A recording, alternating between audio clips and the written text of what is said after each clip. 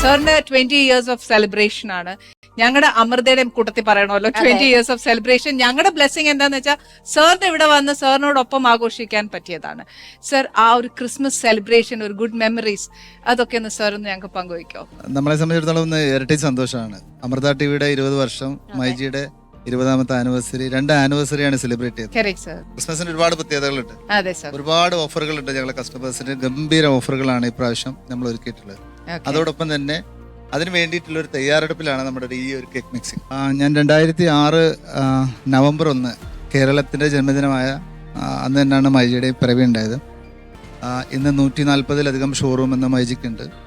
മാവ് റോഡിൽ 250 സ്ക്വയർ ഫീറ്റിലാണ് 4 പേര് വെച്ചിട്ടാണ് മൈജി എന്ന് പറയുന്ന സ്ഥാപനം തുടങ്ങിയത്. അന്ന് പേര് 3G ആയിരുന്നു, പിന്നാണ് മൈജി റീബ്രാൻഡ് ചെയ്തത്. ഇത്ര ചെറിയ കാലയളവിനുള്ളിൽ 1 കോടിയിലധികം കസ്റ്റമറാണ് മൈജിക്ക്. ചെറുതല്ല, കാരണം അതാണ് ഏറ്റവും വലിയ വിജയം എന്ന് പറയുന്നത്. കസ്റ്റമേഴ്സ് ആണ് നമ്മുടെ ഈ ലെവലിലേക്ക് നമുക്ക് ഓരോ ഷോറൂം തുടങ്ങാനുള്ള മോട്ടിവേഷനൊക്കെ ഉണ്ട്.